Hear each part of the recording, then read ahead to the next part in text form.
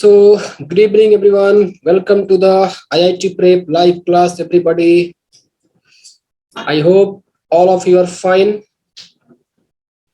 तो पहले बताओ बच्चों, कैसे हो तुम लोग? उम्मीद करता हूं कि सब लोग ठीक होंगे। एंगल बिटवीन टू कर्व्स, हमने काफी सारे टॉपिक्स, हालांकि काफी सारे टॉपिक्स कवर नहीं किए हैं, ये जस्ट स्टार्टेड। डीबीपी मैंने मॉर्निंग में किया था, कुछ क्वेश्चन रह गए थे, उसको हम लोग अगले सेशन में कर लेंगे, ठीक है। So in today class, what we are going to study? We are going to study about angle between two curves. हालांकि याद करो, सर्कल में पढ़ा था आप लोगों ने, एंगल बिटवीन टू सर्कल पढ़ा था। तो वैसा ही कुछ यहाँ पर भी कॉन्सेप्ट है कि दो कर्व के बीच एंगल कैसे निकाला जाए, एप्लीकेशन ऑफ डेरिवेटिव को इस्तेमाल करके, right. So how can we find the angle between two curves? Good evening Kartike, good evening Sankalp, good evening Saloni, good evening Suraj, good evening Laksh. So good evening to all of you. Good evening Akriti, good evening Abhishek, Tushar, good evening. So I think सारे बच्चों ने class को join कर लिया है and now we can start the topic. बच्चों देखो, पहली बात कि एंगल बिटवीन टू कर्व्स क्या होता है समझो। पहली बात ये कर्व को आपस में कट करना चाहिए। जब कर्व कट करेगा तभी जाके कर्व के बीच में क्या बनेगा, एंगल बनेगा। तो सपोज करो, मान लो ये आपके पास कर्व है, ये कर्व यहाँ पर ऐसे ऐसे कटे, एक कर्व ये रहा, दूसरा कर्व ऐसे ले लो, ये दो कर्व आपस में कटे, तो दो कर्व आपस में कटे तो उनका पॉइंट ऑफ इंटरसेक्शन जनरेट हुआ, ठीक है। सो जो डेफिनेशन दिया गया है एंगल बिटवीन टू कर्व्स का, तो डेफिनेशन ये है कि पहले दो कर्व को ड्रॉ करो, दो कर्व यहाँ पर कटेंगे तो पॉइंट ऑफ इंटरसेक्शन बनेगा। अब क्या करो, यहाँ पर इस पॉइंट ऑफ इंटरसेक्शन पे दोनों कर्व पे टेंजेंट ड्रॉ करो। देखो, मान लो कि ये कर्व है आपका C1 और ये कर्व है C2। मैं यहाँ पर दोनों कर्व पे टेंजेंट ड्रॉ करने वाला हूं। सो थोड़ा सा कर्व को मैं थोड़ा और बेंड कर दूं, काफी ज्यादा स्ट्रेट हो गया है, तो मान लो ये कर्व है ऐसे, जस्ट वेट अ सेकेंड। सो मान लीजिए कि ये कर्व है बच्चों, ठीक है। तो ये कर्व दोनों इस पॉइंट पे कट कर रहे हैं, इसको मैंने C1 मान लिया और हमें इन दोनों कर्व के बीच एंगल निकालना है। तो रूल ये है कि आप यहाँ पे क्या करें कि उनके पॉइंट ऑफ इंटरसेक्शन पे दोनों कर्व पे टेंजेंट ड्रॉ करें। ये पॉइंट ऑफ इंटरसेक्शन, तो पहले वाले कर्व पे टेंजेंट ड्रॉ किया, पहले वाले कर्व पे भी मैंने टेंजेंट ड्रॉ किया एंड दूसरे वाले कर्व पे भी बच्चों टेंजेंट ड्रॉ किया। तो पहले वाले कर्व पे भी टेंजेंट ड्रॉ किया, दूसरे वाले कर्व पे भी टेंजेंट ड्रॉ किया, और इन दोनों टेंजेंट के बीच का जो एंगल आता है वही कहलाता है angle between the two curve. इतना ही सा डेफिनेशन है। तो यदि कर्व के बीच का एंगल निकालना है तो एक्चुअली बच्चों हम लोग उनके बीच के टेंजेंट का एंगल निकालते हैं। So we always find the angle between the tangent at the point of intersection. So इसको मैं स्टेटमेंट में लिखूंगा, पहले आप लोग बताओ कि आपको समझ में आ गया अच्छे से कि एंगल बिटवीन टू कर्व का क्या मतलब है। So angle between to curve का मतलब ये होता है कि पहले आप दोनों कर्व को ड्रॉ करो, दोनों कर्व इंटरसेक्ट करने चाहिए, पॉइंट ऑफ इंटरसेक्शन पे क्या करना है, आपको टेंजेंट ड्रॉ करना है दोनों कर्व पे। तो टेंजेंट के बीच का जो एंगल है वही कहलाता है एंगल बिटवीन टू कर्व्स। तो कर्व के बीच कोई एंगल नहीं होता है, एक्चुअली में वो टेंजेंट के बीच का एंगल होता है। एक्चुअली में क्या होता है, वो टेंजेंट के बीच का एंगल होता है। So all of you please confirm in the comment box कि जो मैंने समझाया आप लोगों को कि एंगल बिटवीन टू कर्व्स कैसे निकालते हैं, क्या ये बात सारे बच्चों को समझ में आ गई? तो अब मैं इसको डेफिनेशन के फॉर्म में लिखता हूं, देखो यहाँ पर। So write down the definition here.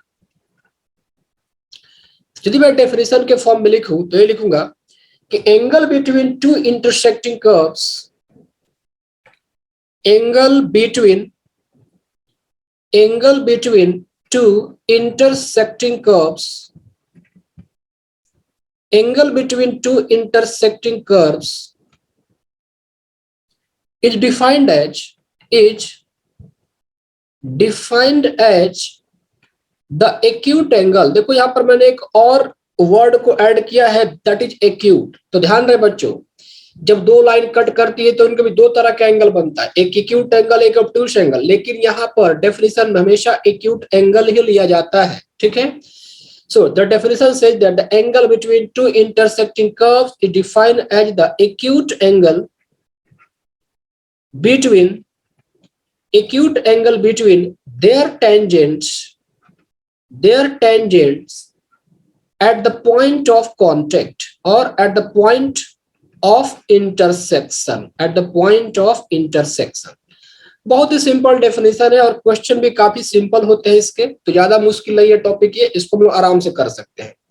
बच्चों एक काम करो, अब देखो यहाँ पर मान लो ये आपका कर्व C1 था, तो आपने कर्व C1 पे टेंजेंट ड्रॉ कर दिया T1। सारे बच्चों आपको समझ में आ रही है ना, ये कर्व C2 इस पे टेंजेंट ड्रॉ कर दिया यहाँ पर, जस्ट वेट ए सेकेंड, यहाँ पर आपने टेंजेंट ड्रॉ किया T1, यहाँ पे टेंजेंट ड्रॉ कर दिया T2, tangent T1 tangent T2, इनके बीच का एंगल थीटा। तो आपने पढ़ा है ना 2D में कि एंगल बिटवीन टू लाइंस क्या होता है, ये होता है ना formula M1 minus M2 upon 1 plus M1 M2, tell me everybody, होता है ना। Angle between two curves, two lines क्या होता है, M1 minus M2 upon 1 plus M1 M2। ये आपको M1 कहाँ मिलेगा, M2 कहाँ मिलेगा, तो कोई प्रॉब्लम नहीं है। M1 का मतलब ये हो गया कि slope of the tangent, slope of the tangent 1, M2 का मतलब स्लोप ऑफ टेंजेंट 2। अब जो टेंजेंट 1 है वो किस पे है, कर्व C1 पे है। यहां पर अब क्या करोगे, dy बाई dx किसको डिफरेंशिएट करोगे, कर्व C1 को डिफरेंशिएट कर दोगे। M2 कैसे निकालोगे, तो आप उसमें क्या करोगे, कर्व C2 को डिफरेंशिएट कर दोगे, बस। कर्व C1 को डिफरेंशिएट करो तो आपको स्लोप ऑफ टेंजेंट 1 मिलेगा, कर्व 2 को डिफरेंशिएट करो तो स्लोप ऑफ टेंजेंट 2 मिलेगा। ये फॉर्मूला यूज कर लो तो आपको यहाँ पर एंगल बिटवीन टेंजेंट मिल जाएगा, एंगल बिटवीन कर्व मिल जाएगा, क्योंकि जो एंगल टेंजेंट के बीच का होगा वही एंगल कर्व के बीच होगा। मॉडुलस मैंने क्यों लगाया, क्योंकि डेफिनेशन कहता है एक्यूट एंगल, तो आपको हर हाल में यहाँ पर एक्यूट एंगल ही निकालना होता है। So that is the basic definition behind the angle between two curves. Let's come to the question part. Suppose करो यहाँ पर मैंने आपको क्वेश्चन लिखा, write down the question everybody. The question says that the angle of intersection of the curves, the angle of intersection of the curves y equal to x square and y equal to 4 minus x square each. Option A given is tan inverse 4 root 2 by 7. Option B tan inverse 2 root 2 by 7. Option C tan inverse 3 root 2 by 7 and option D says pi by 4. ये आपके पास चार option दिया गया है, आपको बताना है कि angle of intersection of curves this and this यहाँ पर क्या होगा। Let's try to answer it. देखो बच्चों, ये दो कर्व है, अभी क्या करो, आपको ग्राफ बनाने का टेंशन, आप ये मत सोचो कि अच्छा एंगल बिटवीन टू कर्व निकालना है तो आपको ग्राफ बनाना पड़ेगा, नहीं, ऐसा कोई कंपल्सरी नहीं, बिना ग्राफ बनाए भी आप कर सकते हो। बस चलो एक रफ केस स्केच ड्रॉ कर लो। मान लो ये दोनों कर्व ऐसे ऐसे कट कर दिए, ये पॉइंट ऑफ इंटरसेक्शन। तो यहाँ पर जो एक इंपॉर्टेंट काम करना होता है वो ये होता है कि पहले आप ये पॉइंट ऑफ इंटरसेक्शन निकालो, क्योंकि ये मस्ट है, पॉइंट ऑफ इंटरसेक्शन चाहिए ही चाहिए।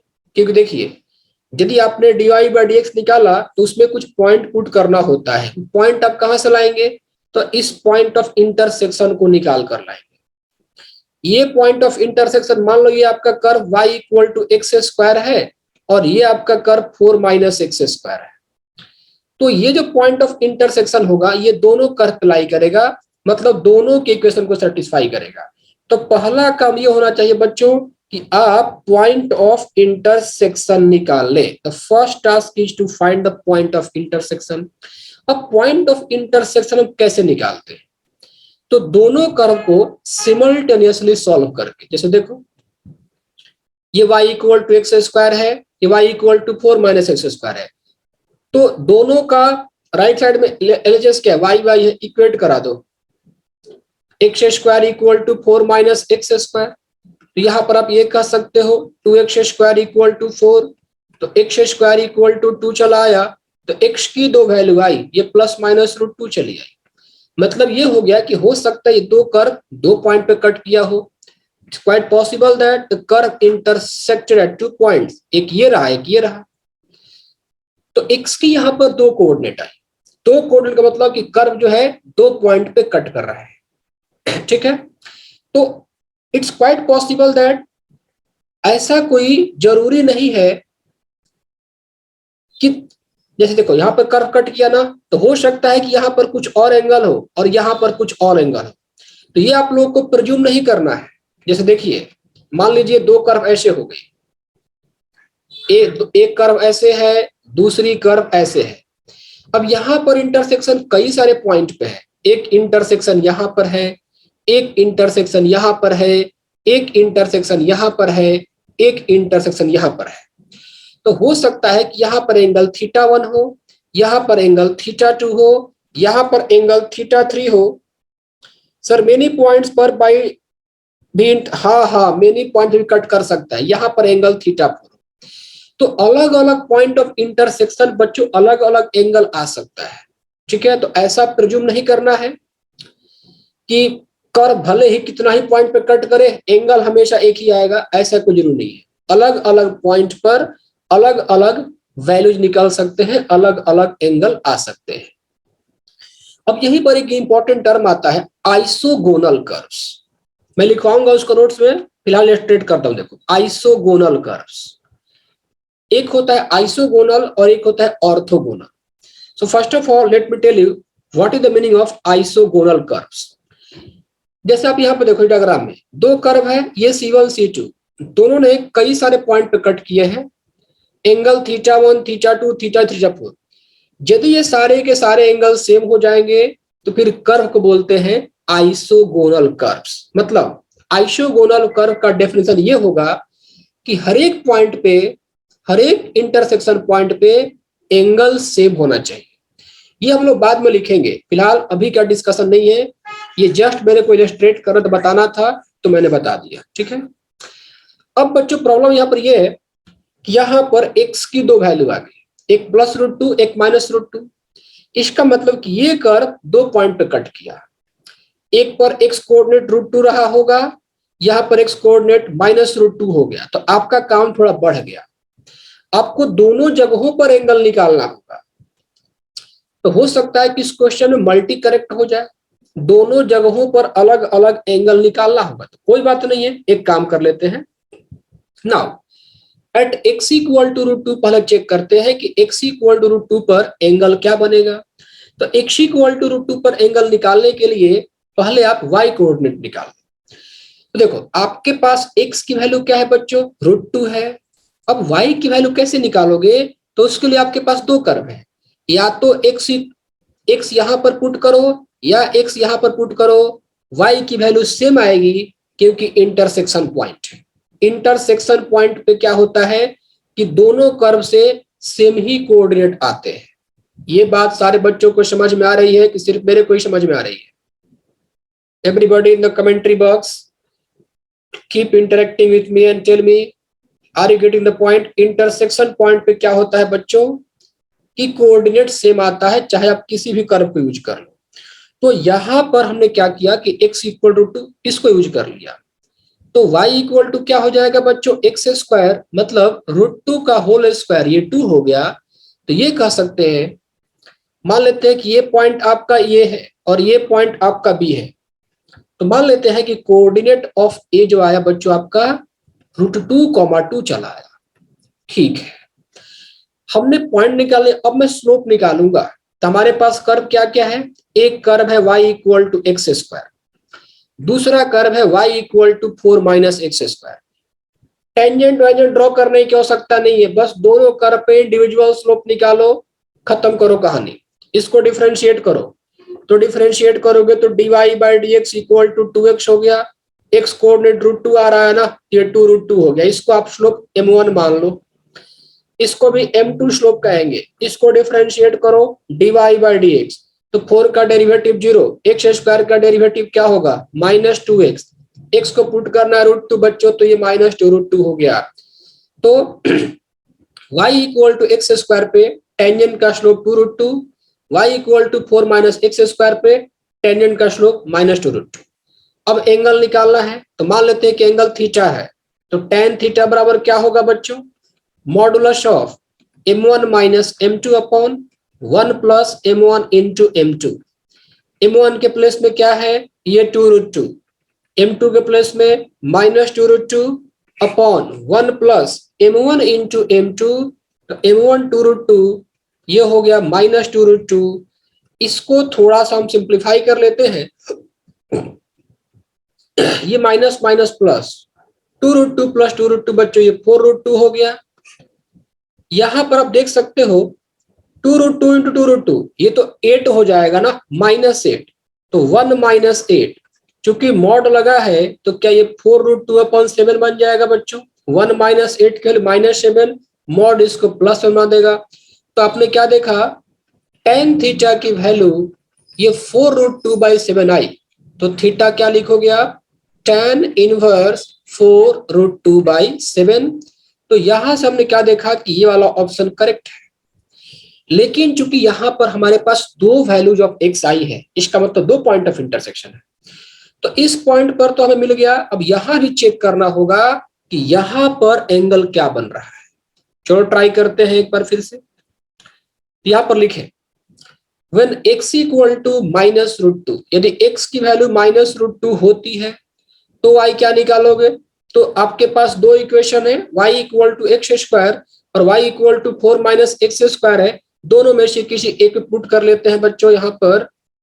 सो y equal to x square मतलब -√2 का होल स्क्वायर, ये 2 बन गया। तो कोऑर्डिनेट ऑफ पॉइंट बी चला आया -√2, 2। अब निकालते हैं slope. So see here m1 y equal to x square है, तो डिफरेंशिएट किया तो dy/dx क्या चलाया 2x, x कोऑर्डिनेट क्या लिया आपने -√2, तो ये -2√2, ये आपका स्लोप m1 हो गया।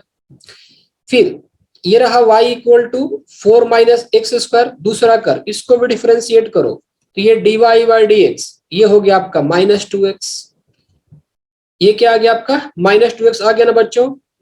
x क्या है -√2, तो ये हो गया आपका 2√2 चलाया प्लस करके, और ये आपका m2 हो गया। बच्चों देखो यहां पर भी एंगल सेम ही आ जाएगा, क्यों, पिछले केस में भी एक स्लोप 2√2 था, दूसरा -2√2 था, इस केस में भी एक स्लोप 2√2 है, दूसरा -2√2 है, तो स्लोप में कोई खास परिवर्तन हुआ नहीं, तो क्या हम ये कह सकते हैं कि एंगल सेम चलाएगा, कह सकते हैं ना बच्चों। देखो यस सर, जब आपने ये लिया था x को +√2, तो एक स्लोप 2√2, दूसरा -2√2, एंगल आया ये वाला। यहां भी स्लोप तो ऑलमोस्ट सेम ही है, एक 2√2 है, दूसरा -2√2, तो यहां पर भी आप एंगल निकालोगे तो tan इनवर्स 4√2/7 ही आएगा बच्चों। इसका मतलब कि दोनों ही केस में tan इनवर्स 4√2/7 यही आपका करेक्ट आंसर है। अब एक क्वेश्चन आप लोग खुद से ट्राई करो। देखो स्टेप्स क्या होता है ऐसे क्वेश्चन को सॉल्व करने का। पहला स्टेप होता है उनका पॉइंट ऑफ इंटरसेक्शन निकालना। पॉइंट ऑफ इंटरसेक्शन नहीं निकलेगा तो कर्व के बीच एंगल डिफाइन नहीं होगा, ठीक है। पॉइंट ऑफ मतलब कर्व को इंटरसेक्ट करना मस्ट है। जब कर्व इंटरसेक्ट कर गया तब पॉइंट ऑफ इंटरसेक्शन निकालो, फिर दोनों कर्व को इंडिविजुअली डिफरेंशिएट करो और पॉइंट पुट कर दो, तो आपको दो स्लोप निकल जाएगा। फिर यहाँ पर tan theta equal to m1 minus m2 upon 1 plus m1 m2 modulus लगा के निकाल लेना है। तो ये क्वेश्चन है और इस क्वेश्चन को आप लोग करके दिखलाइए। क्वेश्चन कह रहा है कि the angle of intersection, the angle of intersection, the angle of intersection of the curves y equal to x square and x equal to y square at 1, 1 each. Option given is cos inverse 4/5। चलो यहां पर आप lucky हो कि point of intersection आपको नहीं निकाला है, निकाल के दे दिया गया है, ठीक है।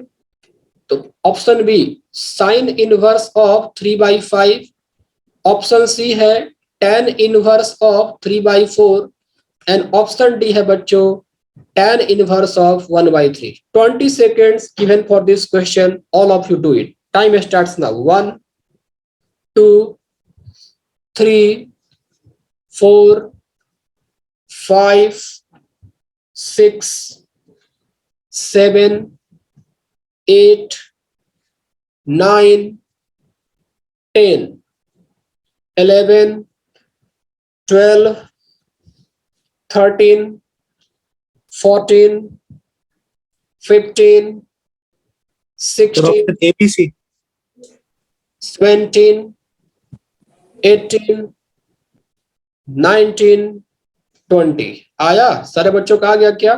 ABC है क्या? ABC मल्टी करेक्ट है, इसमें एक से अधिक आंसर करेक्ट हो सकता है, तो मेरे को तो इसमें ABC सही लग रहा है।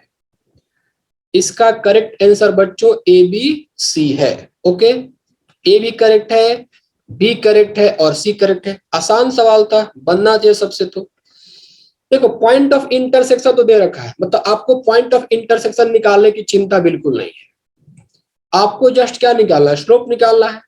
तो y equal to x square करो डिफरेंशिएट, तो ये dy/dx इक्वल टू क्या चला आया? 2x। कोऑर्डिनेट क्या है? 1, तो x की वैल्यू क्या है? 1 है। यहां पर आप ये कह सकते हो कि m1 इक्वल टू 2 चला आया। दूसरा कर्व क्या है? x equal to y square, इसको करो डिफरेंशिएट, तो x का डिफरेंशिएशन 1 और y स्क्वायर का ये 2i dy/dx। तो यहां पर आप ये कह सकते हो कि dy/dx equal to 1/2i। y क्या है? 1 है, तो 1 पुट कर दो, तो स्लोप m2 क्या चला आया? 1/2 आ गया। m1 equal to 1, m2 equal to 1/2, तो angle between the tangent tan theta equal to m1 minus m2 upon 1 plus m1 into m2। ये 2 टू जा 4, 4 माइनस 1, 2 टू जा 4, 4 माइनस 1, ये 3/2। ये 2 से 2 कटा, 1 प्लस 1 2, तो टोटल यहाँ पर ये 3/4 आ गया। तो tan थीटा इक्वल टू 3/4, तो थीटा इक्वल टू बच्चों tan इनवर्स ऑफ 3/4। अब आप लोगों को पढ़ा चुका हो ना कन्वर्जन फार्मूला, tan इनवर्स को cos इनवर्स में कैसे कन्वर्ट करते हैं, साइन इनवर्स में कैसे कन्वर्ट करते हैं। देखो यदि आप इसको साइन इनवर्स में कन्वर्ट करोगे तो tan इनवर्स 3/4 मतलब परपेंडिकुलर अपॉन बेस दे रखा है। यहां पर आपको निकालना पड़ेगा हाइपोटेनियस। तो हाइपोटेनियस क्या होता है? √3a² प्लस 4a², ये 5 निकल गया। तो साइन इनवर्स क्या होता है? परपेंडिकुलर अपॉन हाइपोटेनस, तो 3/5। और कॉस इनवर्स क्या होता है? बेस अपॉन हाइपोटेनस, तो डिनोमिनेटर आपका बेस है, ये 4/5। तो ये बच्चों यहाँ पर ये तीनों एंगल निकाल के चला आया। क्या ये क्वेश्चन सारे बच्चों को समझ में आ गई? एवरीबॉडी ने इसमें देखो ये 37 डिग्री जो होता है ना, 37 डिग्री 53 डिग्री, ये फिजिक्स में ही चलता है, मैथ्स में नहीं चलता है। मैथ्स में आपको इसी फॉर्म में रखना होता है। Okay, is that clear everybody? Please respond quickly in the comment box. ये था। एक और क्वेश्चन ट्राई करते हैं। राइट डाउन, लिखा है यहां पर the angle of intersection, the angle of intersection, the angle of intersection of curves y equal to GIF of modulus of sin x plus modulus of cos x and approx में तो इतने degree पर ही है उसका tangent, हाँ उतने ही degree पर है, x² plus y² equal to 5, where यहां पर जो स्क्वायर ब्रैकेट का मतलब है ये GIF, the angle of intersection of the curve this and this is, option A है tan इनवर्स 2, ऑप्शन बी है बच्चों π/4, ऑप्शन सी है π/2 और ऑप्शन डी है tan इनवर्स 4। चलो इस क्वेश्चन को मैं सॉल्व करता हूं। कितने बच्चे आज मेरे को लाइव ज्वाइन कर चुके हैं? यहाँ पर तो आज 9000 बच्चे दिख रहे हैं। क्या बात है, इतने सारे बच्चे लाइव ज्वाइन, सारे बच्चे आईटी कर जाएंगे क्या? आजकल मेरे चैनल को बहुत सर्च किया जा रहा है। मैं देख रहा था एक बार स्टेटिस्टिक्स, पर डे चैनल काफी सर्च हो रहा है। इसका मतलब कि हमारा चैनल बहुत जल्दी सारे आईआईटियंस के पास पहुंचने वाला है, right? Now coming to this question everybody, the angle of intersection of curve, this क्या होगा ये देखने वाला है। क्या लगता है बच्चों, आईआईटी की तैयारी के लिए आईआईटी प्रेप से बेहतर आईआईटी प्रेप मतलब अच्छा काम कर रहा है? इसका मतलब अब ज्यादा फिजिक्स जल्दी फिजिक्स चालू हो जाएगा। बच्चों ये बताओ, ऐसे आजकल मेरे को ना बहुत चिढ़ हो रही है कुछ पर्टिकुलर लोगों पर। अब ये बताओ यार, मान लो जो बच्चा 2 साल नहीं पढ़ा, अच्छे बताओ, मैं दिख रहा हूँ यहाँ पर अच्छे से, देखो लाइट कट गई, लेकिन टेंशन मत लो, लाइट भले ही कट गई हो लेकिन मैंने व्यवस्था काफी स्ट्रॉन्ग कर दिया है, तो कोई नुकसान नहीं होगा वैसे। Am I visible to all of you? Yes sir. वो देख के डर तो नहीं रहे हो ना? मैं ही हूँ, लाइट चला गया है बट यहाँ पर आ भी गया लाइट, क्या बात है। ओके सो गाइस, मैं ये बताना चाहता था कि अच्छा चलो लास्ट में डिस्कस करेंगे, ठीक है? अभी क्वेश्चन कर लेते हैं पर लास्ट में। The angle of intersection of curves this and x square plus y square equal to 5 where this is GIF is. Question करते हैं इसको, देखते हैं क्या हो सकता है। देखो यहाँ पर क्या है कि थोड़ा सा आपका पुराना स्किल्स काम में आएगा। पहली बात तो पढ़ा चुका मैं आप लोगों को, कुछ टीचर्स भी आपके वीडियोज देखते हैं। हाँ ये तो बात तुम सही कह रहे हो, ऐसा दिन दूर नहीं जब सारे टीचर देखेंगे मेरा ही वीडियो।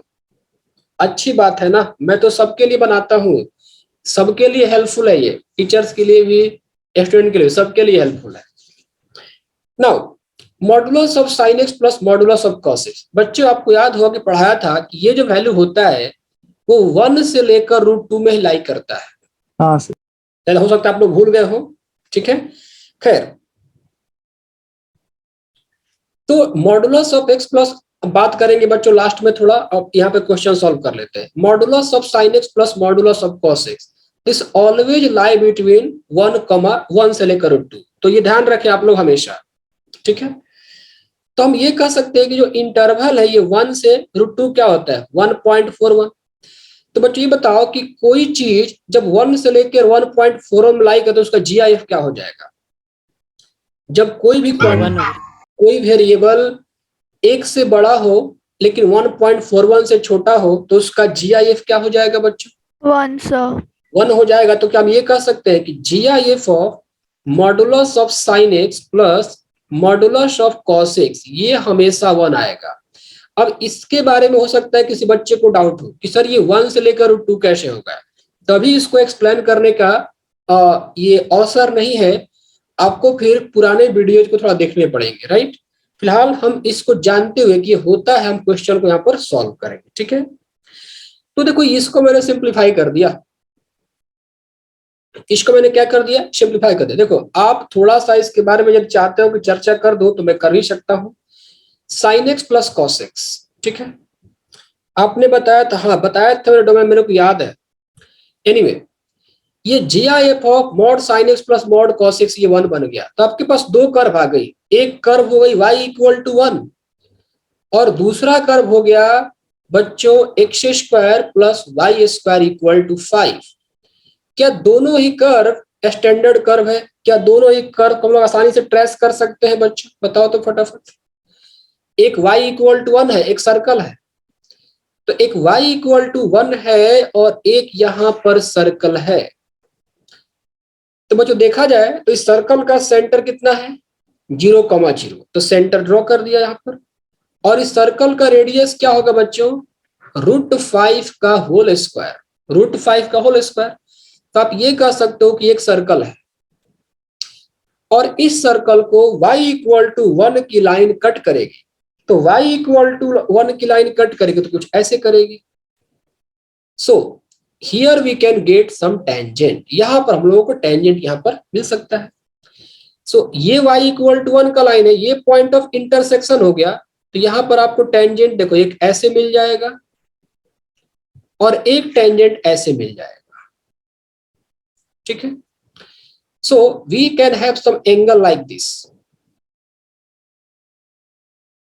क्या पूछा है क्वेश्चन यहाँ पर कि द एंगल ऑफ इंटरसेक्शन, देखो अब ये तो खुद लाइन ही है, तो एक एंगल आपका यहां पर बनेगा और एक एंगल बच्चों यहां पर बनेगा। Since we need to take acute angle ना, so we can take this angle and we can take this angle. पहले बताओ कि ये ज्योमेट्री आप लोगों को समझ में आई? ज्योमेट्री नहीं भी समझ में आई तो कोई फर्क नहीं पड़ता है, वो तो यहाँ पर कर्व सिंपल दिख रहा तो मैंने ड्रॉ कर दिया, एक सर्कल है और एक y इक्वल टू लाइन है, इन दोनों का ये पॉइंट ऑफ इंटर। सर नीचे से भी दो बन सकते हैं, नीचे से क्यों बनाओगे? y इक्वल टू 1 को आप क्यों ड्रॉ करोगे? नहीं यहाँ ड्रॉ करोगे क्या y इक्वल टू 1 को? y इक्वल टू 1 तो ऊपर ही रहेगा ना बच्चों, y इक्वल टू 1 की लाइन तो एक्स के ऊपर ही रहेगी। एम आई करेक्ट और not? So no need to draw नीचे, नीचे ड्रॉ करने की आवश्यकता नहीं है। हमें लेना है एक्यूट एंगल, हमें क्या लेना है? अच्छा नीचे टेंजेंट ड्रॉ करोगे, ऐसे ड्रॉ करना चाहते हो? अरे ऐसे ड्रॉ मत करना, क्योंकि हमें ये एंगल नहीं चाहिए, हमें चाहिए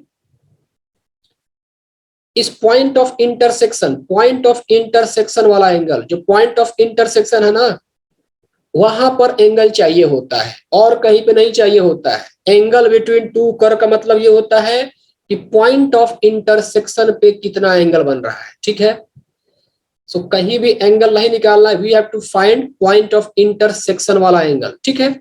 अब देखो ये पिक्चर बना दिया मैंने, यदि आपको पिक्चर समझ में आ गया तो ठीक है, नहीं भी आएगा तो कोई दिक्कत नहीं है। बस एक काम करो, पहले पॉइंट ऑफ इंटरसेक्शन निकालो। स्टेप्स क्या बताया था? पहले आप पॉइंट ऑफ इंटरसेक्शन निकालो, पॉइंट ऑफ इंटरसेक्शन निकालने के बाद दोनों को डिफरेंशिएट करो, काम खत्म करो। X square plus y square equal to 5 है और y इक्वल टू 1 है, तो y को पुट करो 1 यहाँ पर। सो फाइंडिंग पॉइंट ऑफ इंटरसेक्शन, तो पॉइंट ऑफ इंटरसेक्शन निकालने के लिए हम क्या करेंगे? y को 1 पुट कर देंगे, तो एक्स स्क्वायर। देखो मैं चाहता हूं कि मैथ्स का सिलेबस तुम लोगों का अच्छे से और टाइम से पहले खत्म करके फिजिक्स पढ़ाना स्टार्ट कर दूं, इसीलिए अभी देख लो हम लोग ऑल ओवर इंडिया में आगे चल रहे हैं। हालांकि सब कुछ सही रहे, आगे ही रहे हम लोग हमेशा। मैंने पता भी किया है कोटा वोटा में, कोटा में तो अभी पता है क्या पढ़ा रहे हैं? अभी इनवर्स ट्रिगो पढ़ रहे हैं अभी वो लोग, सोचो। और हम लोग यहाँ पर इतने अभी अच्छे से और स्मूथली आगे बढ़ रहे हैं, ठीक है। 3 चैप्टर आ गए। या सो पॉइंट ऑफ इंटरसेक्शन हमें निकालना है यहाँ पर, तो एक्स स्क्वायर प्लस ये y को 1 पुट कर दो तो ये 1 इक्वल टू 5, तो एक्स स्क्वायर इक्वल टू बच्चों ये 4 हो गया, यहाँ पर x इक्वल टू क्या मिला? प्लस माइनस 2 मिला। इसका मतलब ये कह सकते हो कि ये पॉइंट आपका 2,1 है और ये -2, क्या मिला है? प्लस माइनस 2, राइट, -2,1 है। देखो जितना एंगल ये बनेगा उतना ही एंगल ये बनेगा, तो कोई एक ही एंगल फाइंड कर लो काफी है। ये एंगल थीटा है तो बच्चों ये एंगल भी आपका थीटा ही होगा। देखो y इक्वल टू 1, बच्चों ये कैसी लाइन है? आपके पास दो सिचुएशन है, एक है y इक्वल टू 1, ये तो स्ट्रेट लाइन है, क्या ये एक्स एक्सिस के पैरेलल है? यस। अब जो लाइन एक्स एक्सिस के पैरेलल होती है उस लाइन का स्लोप क्या होता है? 0 होता है। 0। तो मान लो यहाँ पर आपको स्लोप मिला लाइन का 0। चूंकि देखो इस पे आपको टेंजेंट निकालने की आवश्यकता नहीं है, क्योंकि लाइन है ना, कर्व होता तो हम उसको डिफरेंशिएट करके टेंजेंट निकालते। एक लाइन भी कर्व ही होता है, लेकिन लाइन और टेंजेंट दोनों सेम ही चीज होगी। तो यहां पर आपको अलग से इस वाले कर्व पे टेंजेंट निकालने की आवश्यकता नहीं है। हमारा काम क्या होता है? एंगल बिटवीन टू लाइन निकालना, और टेंजेंट लाइन होता है। तो ऑलरेडी आपके पास एक लाइन दे रखा है, तो इसका अलग से आपको डिफरेंशिएट करने की आवश्यकता नहीं है। दूसरा वाला कर्व था, इस पे हम लोग टेंजेंट का स्लोप निकालेंगे। देखो अब x square plus y square equal to 5 है, तो इसको आप ऐसे लिख लो y square equal to 5 minus x square. अब डिफरेंशिएट करो, तो डिफरेंशिएट करोगे तो y स्क्वायर का हो जाएगा 2y dy/dx, 5 का हो गया 0 और x स्क्वायर का हो जाएगा -2x, ये 2 से 2 कटा। तो आप यहाँ पर ये कह सकते हो कि dy/dx equal to minus of x upon y हो गया। अब यहाँ पर क्या करो, कोऑर्डिनेट पुट कर दो। तो x कोऑर्डिनेट क्या है, 2 है, और y कोऑर्डिनेट क्या है बच्चों, 1 है। तो 2 अपॉन 1 ये आ गया -2। ये आपका टेंजेंट का स्लोप आ गया m2। लाइन का स्लोप क्या है, ये 0 है। सर्कल पे टेंजेंट का स्लोप क्या आ गया, -2। तो एंगल बिटवीन टू लाइन का फॉर्मूला अप्लाई कर दो। तो tan थीटा का फॉर्मूला जो होगा बच्चों यहाँ पर m1, एक minute, m1 minus m2 1 plus m1 into m2।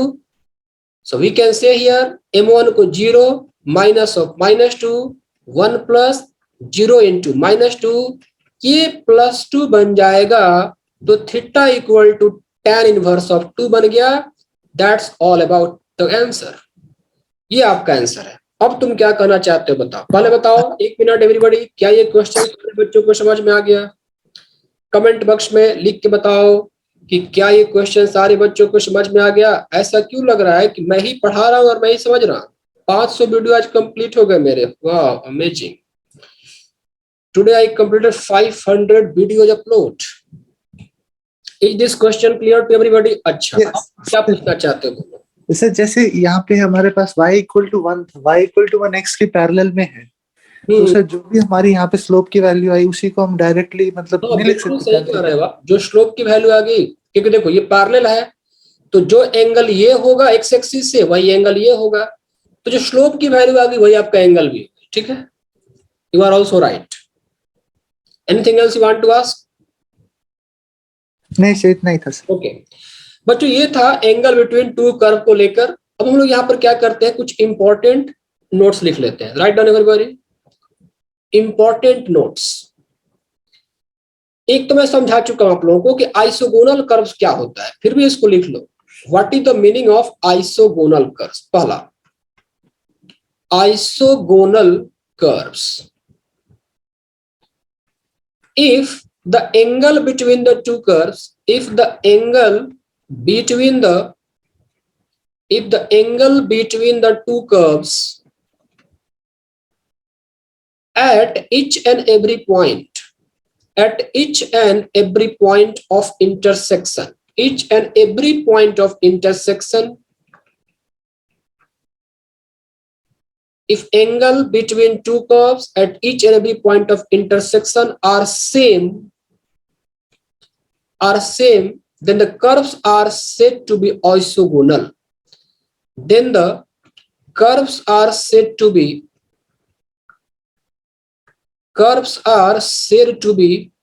isogonal. तो ये बच्चों आइसोगोनल कर्व्स का डेफिनेशन है। मान लो कर्व ने ऐसे ऐसे कट किया, एक कर्व ये है, दूसरा कर्व ऐसे है, कई सारे पॉइंट यहाँ पे देखो, 1 पॉइंट, ये 2 पॉइंट, ये 3 पॉइंट, 4 पॉइंट। अब दोनों ही पॉइंट पे, सारे पॉइंट पे, यहां पर भी टेंजेंट के बीच एंगल सेम। थोड़ा अच्छे से ड्रॉ कर लो टेंजेंट आप लोग। यहां पर जो आपने टेंजेंट ड्रॉ किया, यहां पर आपने टेंजेंट ड्रॉ किया, ये एंगल, फिर यहां पर टेंजेंट, यहां पर टेंजेंट, मतलब हर एक पॉइंट ऑफ इंटरसेक्शन पे टेंजेंट ड्रॉ करते जाना है। फिर यहां पे टेंजेंट, फिर यहां पर ये टेंजेंट, फिर टेंजेंट यहां पर, और फिर टेंजेंट यहां पर। नाउ हर एक पॉइंट पे जो एंगल होना चाहिए वो सेम होना चाहिए। मान लो यहां पर एंगल बना θ1, तो यहां भी एंगल थीटा, यहां भी एंगल थीटा, और यहां भी एंगल थीटा, इसको भी थीटा ही कर लो। तो वैसे कर्व जो इंटरसेक्ट करते हैं और हर एक इंटरसेक्शन पॉइंट पे उनके बीच एंगल सेम होता है, तो वो तुम्हारे आइसोगोनल कर्व्स कहलाते हैं। वो सारे बच्चों को समझ में आ गया होगा, काफी सिंपल डेफिनेशन है, ठीक है। इसके बाद जो दूसरा होता है वो होता है ऑर्थोगोनल। ऑर्थोगोनल कर्व्स क्या होते हैं? So write down here orthogonal curves. Now right, if the angle between two curves, if the angle between two curves at each and every point of intersection, at each and every point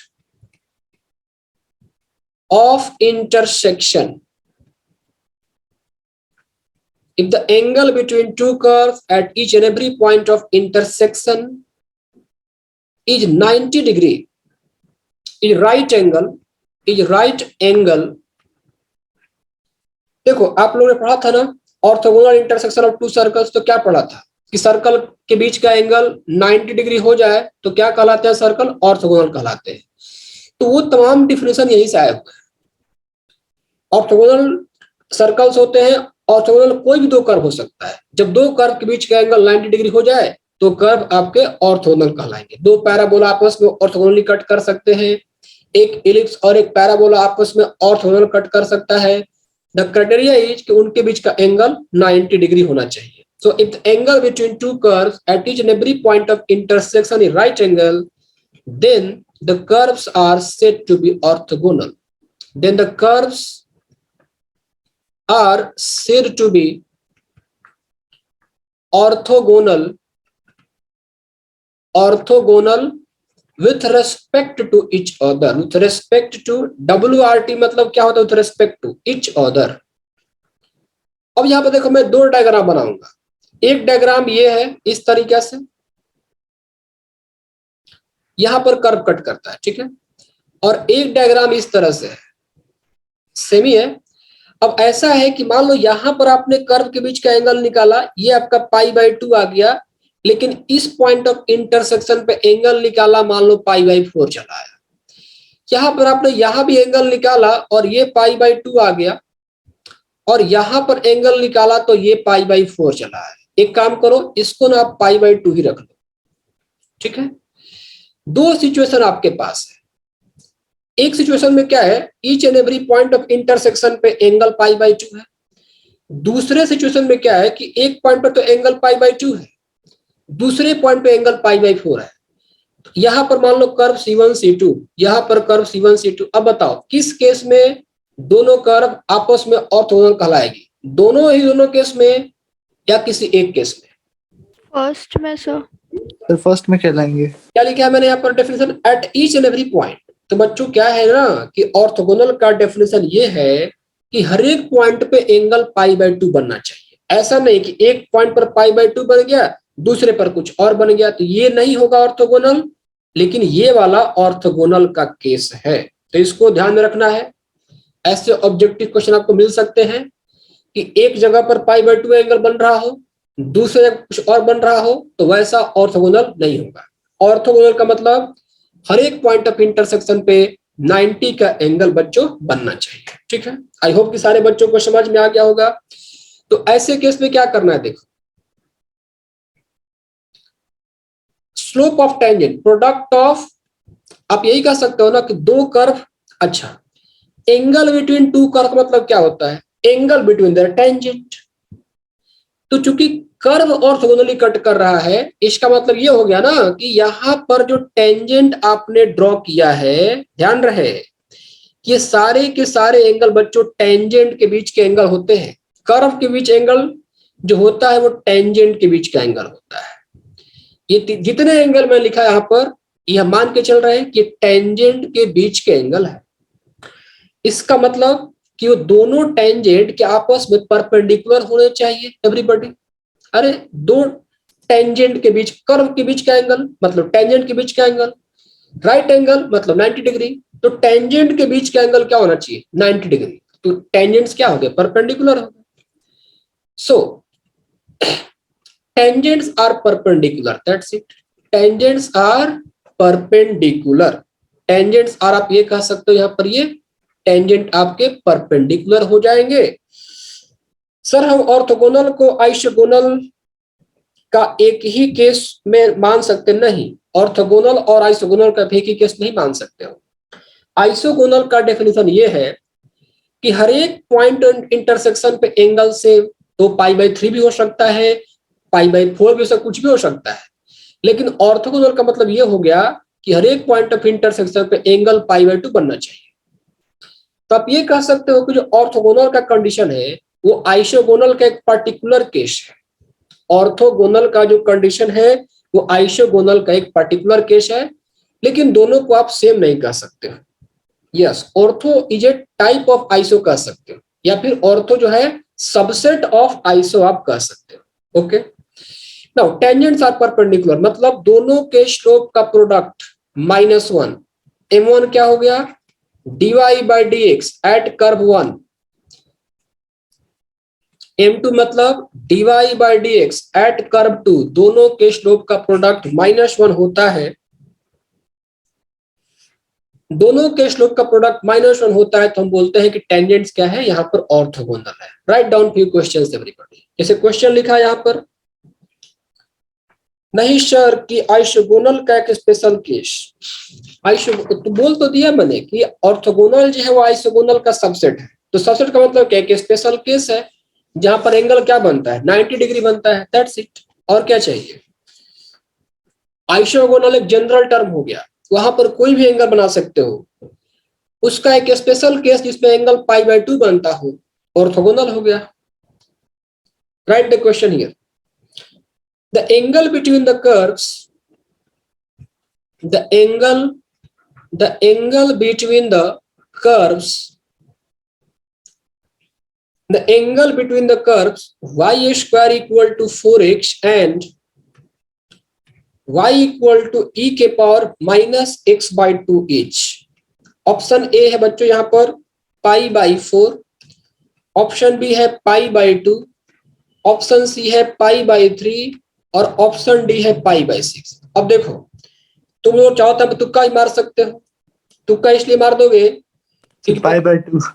sir ने तो topic छेड़ा orthogonality का, तो हो ना हो question भी orthogonal का ही होगा, तो तुक्का तो मार दोगे। लेकिन पेपर में कैसे पता, पेपर में वहां तो नहीं मार पाओगे ना। यहाँ पर इस क्वेश्चन को चलो तुक्के से नहीं, सॉलिड तरीका सॉल्व करते हैं। ठीक है, जैसे कुछ बच्चों के तो आंखों में खुशी की लहर दौड़ गई, अरे ऑर्थोगोनल का डिस्कशन हुआ है और यदि एक क्वेश्चन मिला है तो हो ना हो π/2 ही होगा। ये बात तुम्हारी सही है π/2 ही होगा, लेकिन फिर भी एक प्रोसेस से सॉल्व करना होगा। Angle between the curve this and this H. देखो यहां पर क्या है, कई बार क्या होता है बच्चों कि हम पॉइंट ऑफ इंटरसेक्शन सॉल्व नहीं कर पाते हैं। जैसे एक कर्व आपके पास क्या है, y² इक्वल टू 4x है, दूसरा curve y equal to e के पावर -x/2 है। अब दोनों कर्व का नेचर अलग अलग है, एक है अलजेब्रिक टाइप का, दूसरा एक्सपोनेंशियल टाइप का। इन दोनों कर्व को आप सॉल्व नहीं कर पाओगे, इक्वेट नहीं करा पाओगे, सॉल्व नहीं कर पाओगे, एलिमिनेट नहीं कर पाओगे। क्वेश्चंस आपको ऐसे ही मिलेंगे ज्यादातर, जिसमें एक कर्व साइन होगा, दूसरा लॉग होगा, एक कोई पोलिनोमियल होगा, दूसरा इनवर्स में होगा, एक्सपोनेंशियल में होगा। ऐसे ही क्वेश्चन आपको ज्यादातर मिलेंगे। जैसे मान लो एक कर्व क्या हो गया, y इक्वल टू x², दूसरा y equal to log x कर दिया। एक मान लो sin x है, दूसरा e के पावर x कर दिया। ऐसे क्वेश्चन में हम इक्वेशन को सॉल्व नहीं कर पाते। ऐसे क्वेश्चन में इंस्पेक्शन करना पड़ता है। इंस्पेक्शन मतलब आपको चूज करना होता है। जैसे मान लो मैंने कहा कि मेरे पास ये है, देखो एक है y equal to x-1 curve है और एक y equal to log base ex है। आप ध्यान से देखो इस बात को, एक ये कर्व, डेफिनेटली मैं इन दोनों इक्वेशन को सॉल्व नहीं कर सकता, लेकिन फिर भी क्या मैं इनका point of intersection x=1 inspection से निकालूंगा। हाँ सर, ये देखूंगा कि कौन सा x का वैल्यू है जो दोनों को सेटिस्फाई करता हो। तो मैंने क्या देखा कि x को 1 पुट करेंगे तो यहाँ भी y 0, यहाँ भी y 0, log 1 क्या होता है 0, तो पॉइंट ऑफ इंटरसेक्शन 1,0 लिख दूंगा। तो आप लोग भी इस चीज का आदत डाल लो। हर वक्त आपको सिंपल इक्वेशन नहीं मिलेंगे कि आप उनको आराम सॉल्व कर लो। एक इक्वेशन अलजेब्रिक, दूसरा लॉगरिथमिक, एक्सपोनेंशियल, इनवर्स ऐसे करके दे देंगे। तो आपको वहां पर इंस्पेक्शन करना होगा और खुद से पॉइंट पुट करना होगा, देखना होगा कि कौन सा ऐसा पॉइंट है x का जो दोनों को सेटिस्फाई करता है, वही आपका पॉइंट ऑफ इंटरसेक्शन होगा। अब जैसे यहां पर आप देख सकते हो कि एक है अलजेब्रिक टाइप का, दूसरा एक्सपोनेंशियल टाइप का। ऑफ कोर्स क्या यहां पर हम कुछ इंस्पेक्शन कर सकते हैं? शायद कभी कभी तो ऐसा हो जाता है कि इंस्पेक्शन करने के बाद भी पॉइंट नहीं मिल पाते हैं, जैसे यहाँ पर हो रहा है। देखो, क्या तुम बता सकते हो कि x की कौन सी वैल्यू है जो दोनों को सेटिस्फाई करेगी? आई डोंट थिंक कि ऐसा कुछ यहाँ पर आप लोग इतना जल्दी कर पाओगे। तो क्या इस क्वेश्चन को हम नहीं कर पाएंगे? क्या इस क्वेश्चन में 1 घंटा लगा देंगे? क्या इस क्वेश्चन को हम छोड़ के चले आएंगे? बिल्कुल नहीं। इस क्वेश्चन को उतना ही जल्दी करेंगे जितना जल्दी हम पहले कर सकते थे, जब पॉइंट ऑफ इंटरसेक्शन आसानी से निकलता। यहां पर तो पॉइंट ऑफ इंटरसेक्शन आसानी से निकलने से रहा। एक काम करते हैं, हम मान लेते हैं कि पॉइंट ऑफ इंटरसेक्शन POI ये x1 y1 है, ये हम मान लेते हैं। जब पॉइंट ऑफ इंटरसेक्शन ना निकल पाए आसानी से और इंस्पेक्शन थे, तो ये एज्यूम कर लेना है। मान लो कि पॉइंट ऑफ इंटरसेक्शन बच्चों यहाँ पर x1 y1 है। दोनों कर्व को डिफरेंशिएट करो तो y square equal to 4x differentiate करो तो y स्क्वायर को डिफरेंशिएट करोगे तो ये 2y dy by dx equal to 4 चला आया। This imply dy by dx to the curve, इसको हम मान लेते हैं कर्व C1, इसको मान लेते हैं curve C2। So dy by dx to the curve 1, ये 2 से 4 कटा, ये 2 अपॉन y1 कहेंगे ना, क्योंकि पॉइंट ऑफ इंटरसेक्शन क्या एज्यूम किया है मैंने, x1, y1, तो 2 अपॉन y1 कह देंगे, इसको 1 मान लेते हैं। अब आते हैं कर्व C2 पर, तो y इक्वल टू क्या है यहाँ पर e के पावर -x/2, तो e के पावर ये -x/2, इसको करो डिफरेंशिएट। इसको डिफरेंशिएट करोगे तो dy बाई dx e के पावर x का डिफरेंशिएशन e के पावर -x/2, लेकिन यहां पर तो हम चेन रूल अप्लाई करेंगे ना बच्चों, पढ़ाया था ना। e के पावर x को डिफरेंशिएट करोगे तो इसका डिफरेंशिएशन बच्चों e के पावर x, और x जिससे मल्टीप्लाई होता है वो फाइनली यहां मल्टीप्लाई हो जाता है, तो यहां पर आ जाएगा -1/2। ओके, ये हम जो डेरिवेटिव निकाल रहे हैं कहां पे निकाल रहे हैं? पॉइंट ऑफ इंटरसेक्शन पे, और point of intersection x1, y1 है, तो पुट कर दो। तो सिर्फ यहाँ पर एक है, तो आप ये कह सकते हो कि dy by dx to the curve C2 ये e के पावर -x1/2 इंटू -1/2 चला आया।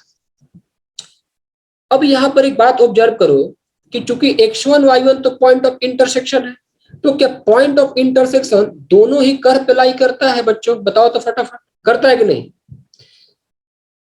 अरे पॉइंट ऑफ इंटरसेक्शन है ना, हाँ, तो पॉइंट ऑफ इंटरसेक्शन दोनों को सेटिस्फाई करता है, तो ये e के पावर -x/2 पर भी लाई करेगा, और ये y square equal to 4x पर भी लाई करेगा। तो क्या हम ये कह सकते हैं कि ये पॉइंट x1 y1 इस इक्वेशन को सेटिस्फाई करेगा? करेगा सर। पुट कर दोगे तो क्या आप ये लिख सकते हो y1 इक्वल टू e के पावर -x1/2? क्या ऐसा हम कर सकते हैं? देखो धीरे धीरे हम लोग IIT के पास पकड़ रहे हैं। आप ध्यान दो, ये सब चीजें भले ही छोटी है लेकिन काम की है। जेई में क्वेश्चंस ऐसे ही आते हैं जहां पर आप पॉइंट ऑफ इंटरसेक्शन नहीं निकाल पाओगे, इंस्पेक्शन करने में काफी वक्त लग जाएगा, तो आपको पॉइंट मान के ही करना पड़ता है।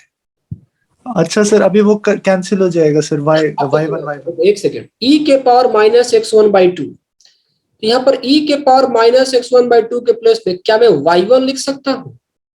देखो y1 इंटू -1/2, तो क्या आ गया, ये -y1/2 चला आया। अब दोनों ही स्लोप को मल्टीप्लाई करके देखो, तो dy by dx to the curve C1 into dy by dx to the curve C2, तो कर्व C1 पे क्या आया था बच्चों, ये 2 अपॉन y1, और कर्व C2 पे -y1/2, देखो तो कट कुट कर -1 चला आया। तो दोनों टेंजेंट के स्लोप का प्रोडक्ट बच्चों -1 आता है, तो टेंजेंट के बीच का एंगल 90 डिग्री। इसका मतलब कर्व कट करेंगे ऑर्थोगोनली, तो यहाँ पर आंसर क्या हो जाएगा, π/2। सर, हाँ पूछो जल्दी। Sir second last step repeat कर दीजिए। सेकंड लास्ट स्टेप तो मैं भूल गया, क्या था सेकंड लास्ट स्टेप? ये वाला स्टेप। हाँ सर।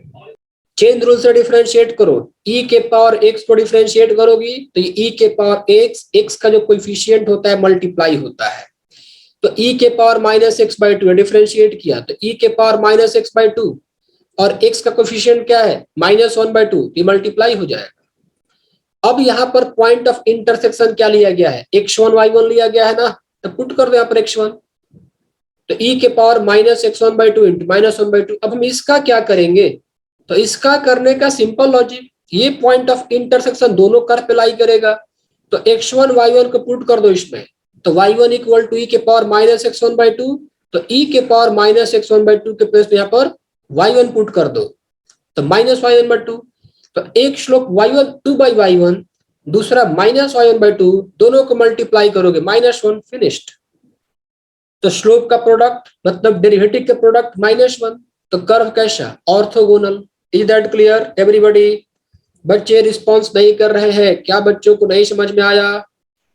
अगले क्वेश्चन पे आते हैं, ठीक है? आगे next, jumping to the next question. अब देखो और यहाँ पर वेरिएशन क्या क्या हो सकता है क्वेश्चन का, इस चीज को यहाँ पर समझने का प्रयास करते हैं। जैसे यहाँ पर एक क्वेश्चन लिखा है बच्चों, the values of A, the values of a if the curves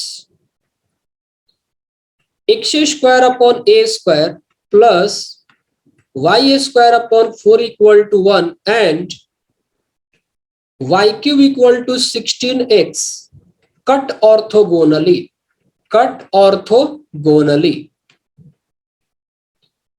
option A है 2/√3, ऑप्शन बी है -2√3, सी है √3 और डी है बच्चों यहाँ पर -√3। चलो मैं ही सॉल्व करता हूं इसको, आप लोग देखो यहाँ पर, the values of A if the curve this and this cut orthogonally.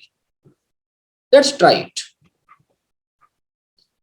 क्या किया जा सकता है यहाँ पर, काम तो एक ही करना है, डिफरेंशिएट तो करना ही है, dy/dx तो निकालना है। अब देखो यहाँ पर आप यहाँ पर पॉइंट ऑफ इंटरसेक्शन नहीं निकाल पाओगे, मुश्किल हो जाएगा निकालना, तो आप मत निकाल, देखो पॉइंट ऑफ इंटरसेक्शन के चक्कर में मत पड़ो। आप मान लो कि ये दो कर्व कट कर रहा है और दोनों कर्व का पॉइंट ऑफ इंटरसेक्शन ये आप मान लो x1 y1 है, दैट्स इट, मान लिया मैंने। अब चूंकि point of intersection x1 y1 है तो दोनों को सेटिस्फाई करेगा, तो इस पे भी लाई करेगा, इस पे भी लाई करेगा, उसका यूज हम बाद में कर लेंगे। पहले डिफरेंशिएट करके बच्चों dy/dx निकालते हैं। ये पता चल चुका है कि ऑर्थोगोनल इंटरसेक्शन हो रहा है, तो दोनों को डिफरेंशिएट करो, तो x² अपॉन x², कर्व इसको मान लेते हैं c1, तो x² upon a² plus y² upon 4 equal to 1, इसको डिफरेंशिएट करो, तो x² को डिफरेंशिएट करोगे तो ये 2x अपॉन a², y² को डिफरेंशिएट करोगे तो 2i dy/dx upon 4 equal to 0। यहां पर ये 2x upon a² equal to, अभी क्या करो, इसको इधर लाओ, तो इसको ये 2 से 2 कटा, तो यहां पर ये -y/2 dy/dx आ गया, क्रॉस मल्टीप्लाई कर लो, तो dy/dx to the curve c1 जो आया, ये 2 2 जा 4, 4x अपॉन a² लेकिन माइनस साइन के साथ आएगा। देख लो, ये 2 से मल्टीप्लाई करोगे, 2 × 2 4x, y आ जाएगा बच्चों नीचे, तो -a²y। लेकिन ये जो हमारा आंसर है, स्लोप निकला कहां पर, x1 y1 point of intersection, तो पुट कर दो, तो -4x1 upon a²y 1, x1 y1 put कर दिया। This is the slope of tangent to curve C1. Now take curve C2. Y cube equal to 16x. Y cube equal to 16x. Differentiate it. तो इसको differentiate करोगे, ये 3y² dy/dx equal to 16. So now you can write here dy/dx equal to 16 upon 3y². Okay, done. Am I doing correct or something wrong? नहीं sir, यही आया sir. Okay, अभी क्या करना है, ये सेकंड कर्व, ये कर्व C2 है, तो आप ये कह सकते हो dy/dx to the curve C2। Point of intersection क्या है बच्चों, यहाँ पर x1 y1 है ना, तो पुट कर दो यहाँ पर, तो 16 अपॉन ये 3y1², सॉरी y1², राइट। अब यहाँ पर क्या है कि चूंकि दोनों कर्व ऑर्थोगोनली कट कर रही है तो स्लोप का product -1, so dy by dx to curve C1 into dy by dx to curve C2 equal to -1। Vertical line C1 मतलब C1 पे dy by dx, vertical line C2 मतलब curve C2 पे tangent का slope, dy by dx C1 कितना है -4x1 upon a square y, so -4x1 upon a square y। फिर यहाँ पर देखो यह कितना यहाँ पर 16 अपॉन 3y1 स्क्वायर, सो 16 अपॉन ये 3y1 square, this is equal to -1, ये माइनस माइनस कटा, 16 4 जा 64 x1, ये हो गया आपका 3a स्क्वायर, y1 क्या हो गया y1 क्यूब इक्वल टू 1। अब हम यहाँ पर एलिमिनेट कैसे करें x1 y1 क्यूब को, कैसे एलिमिनेट करें, क्या लॉजिक है सर? x1 की वैल्यू पुट कर देंगे, वो y cube is equal to 60। क्योंकि जो पॉइंट ऑफ इंटरसेक्शन होता है वो दोनों कर्व को सेटिस्फाई करता है, इसको भी करेगा इसको भी करेगा। आप ये कह सकते हो ना कि x1 y1 इस कर्व पे लाई करेगा, तो y1 cube equal to 16x1। अब y1 क्यूब के प्लेस में बच्चों क्या करेंगे यहाँ पर हम लोग, हाँ तो 64x1 ये 3a स्क्वायर और y1 क्यूब के प्लेस में कितना आ रहा है देखें 16 टाइम्स x1 डाल देंगे और 1 के बराबर ये कटा 16 4 जा। सर ऑप्शन मैच नहीं कर रहा, +-2/√3 आ रहा है मेरा भी। ठीक है तो आंसर गलत होगा और क्या, तो 4/3 इक्वल टू a स्क्वायर। तो बच्चों यहां पर a की वैल्यू क्या आएगी, +-2√3 आ गई। हो सकता है लिखने में उल्टा हो गया या अपॉन ही होगा, हो सकता है ये ऐसे करके दिया होगा, ठीक है वो स्लैश किया था तो मैंने ठीक देखा नहीं। तो 2/√3 और -2/√3, क्या ये क्वेश्चन सारे बच्चों को समझ में आ गया? Everybody please. हाँ अपॉन ही होगा, वो मेरे को देखने में दिक्कत हो गया होगा, हो सकता है। अब एक लास्ट क्वेश्चन आप लोग करके दिखाएं ताकि मुझे समझ में आ जाए कि आप लोगों ने कुछ सीख लिया आज। Guys please pay attention and do this question. लिखा है यहां पर कि if the curves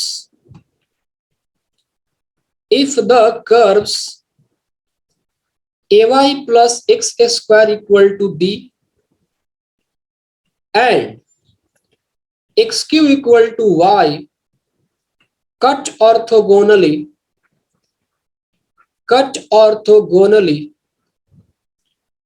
at 1,1, then the value of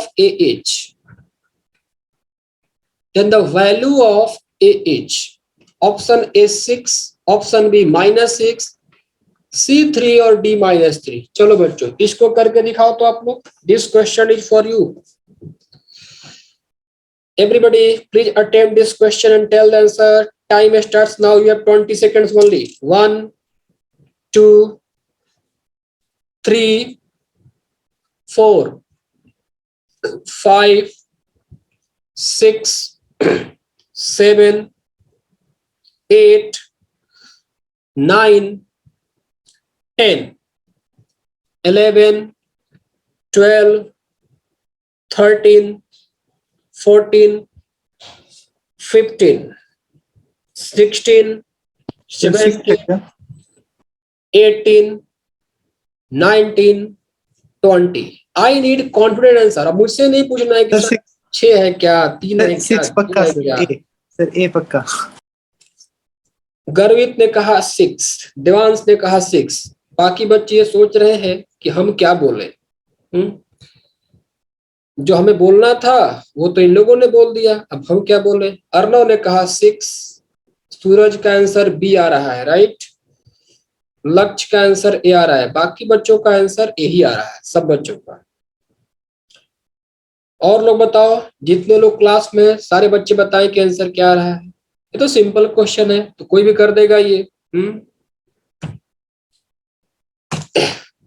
सूरज का आंसर ए आ गया, सॉरी ए। और कोई नहीं बताएगा? No one in the class will tell the answer. Should I lock these answers? क्या आंसर को लॉक कर दिया जाए?